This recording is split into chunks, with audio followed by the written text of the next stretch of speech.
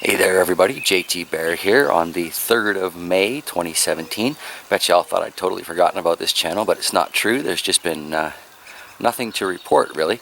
But on this beautiful day, I figured we'd walk around the yard a little bit, since the snow has melted for the moment, and take a look at the permaculture that I brought with us from the old place and how it's doing here. Let's go. First off, we have the smoky saskatoons that we brought with us.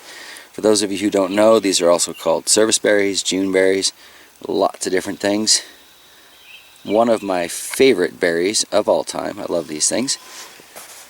This plant seems to be doing just fine in its current location. Might just leave it here. We were kind of thinking about maybe moving it forward to where the other two Saskatoon berries are, but they're constantly dropping seeds, so can probably just spread out some of the seedlings underneath it.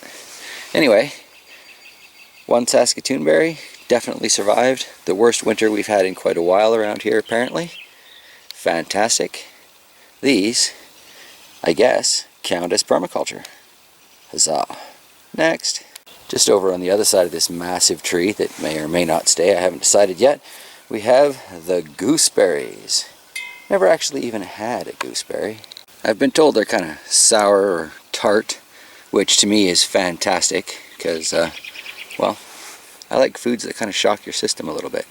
But here again, the gooseberry has clearly survived, and this was under at least 4 feet of snow at a few points this winter, and it is thriving. It's going nuts.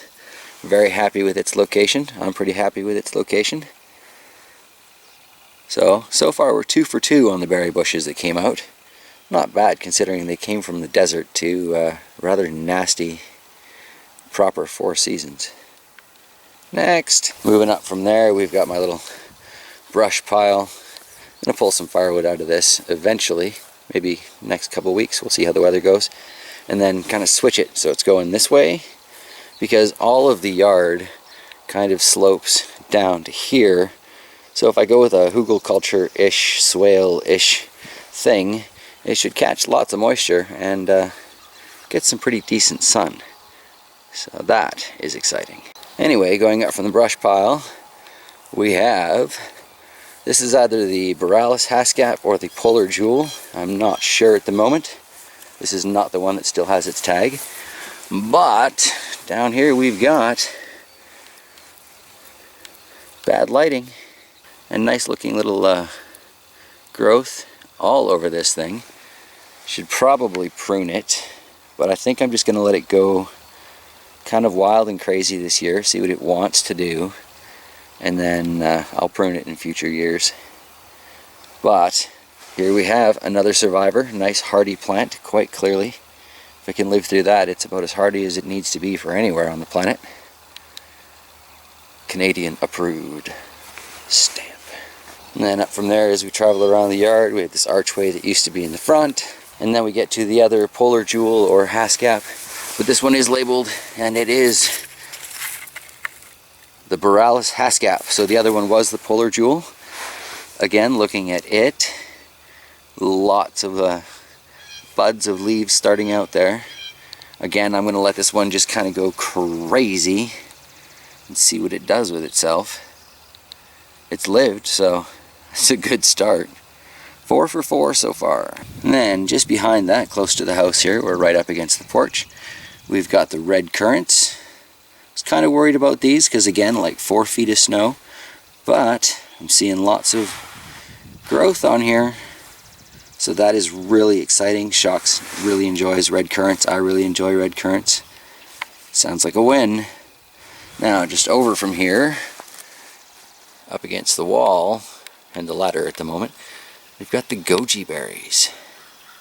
Right now I would say it's not looking great for these things, but that's bend and flex, not dead wood breaking, so I haven't given up hope.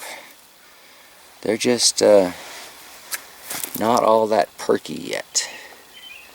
But I guess these are also known as like Christmas berries and all kinds of things, so perhaps they'll perk up in a few months, and you know, it's a later harvest thing, right? Wouldn't know yet. I have yet to see any fruit on mine. But that's these two. Then down there we've got the black lace elderberry. which doesn't look great.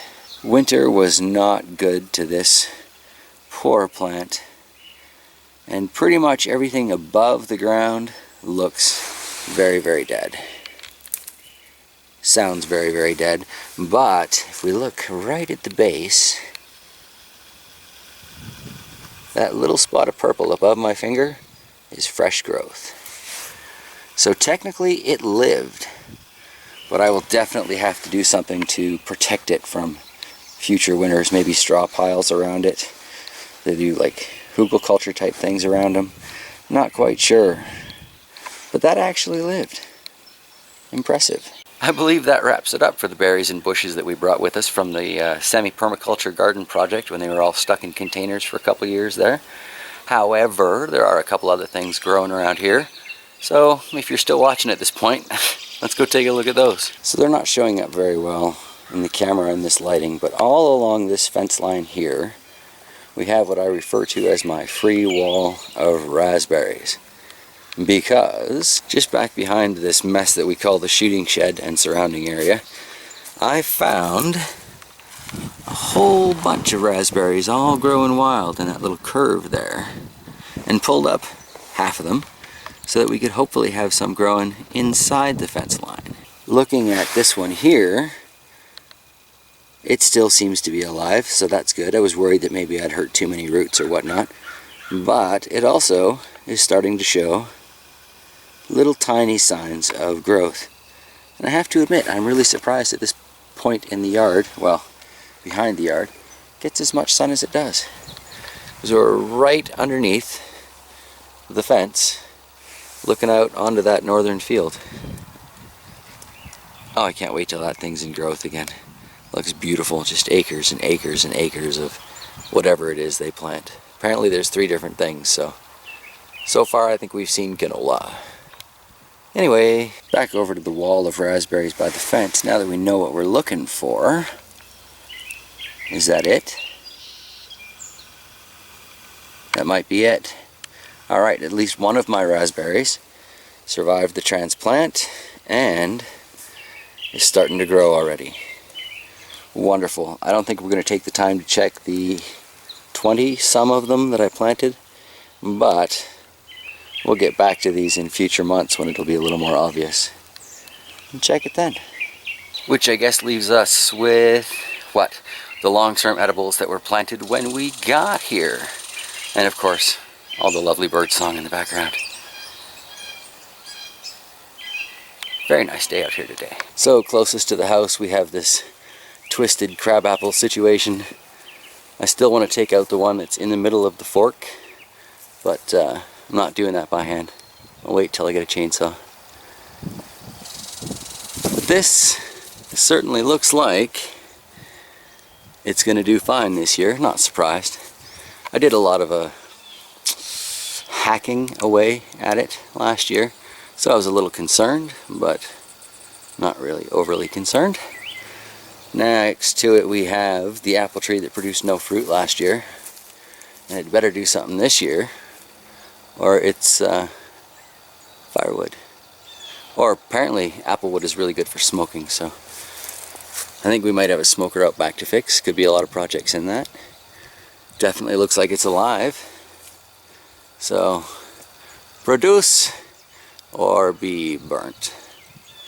Up here with the tulips in the fairy garden, we have the fairy apple. I have no idea what kind of apple this really is. I think it's just kind of a random one that fell by the wayside and decided to grow. But again, starting to produce. It will live.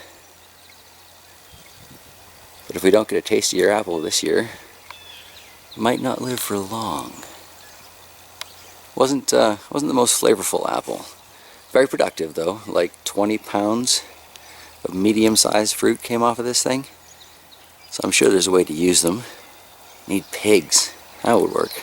And then finally that brings me back to one of the happiest things for me about this place. It's 2 massive saskatoon berries out front. I don't even have to check, I know these things are doing fine. Don't have to get close, there's leaves everywhere. And they're very firmly established, so I knew they'd be fine. Kind of thinking about doing a hedge of Saskatoon berries all the way along there. It's always nice to have more of these things. If you love a fruit, you can't really have too much of it growing, can you?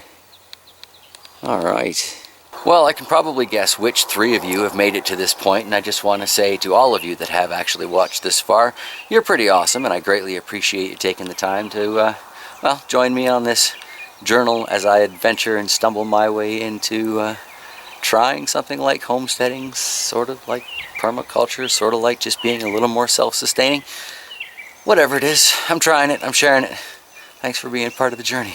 See you next time.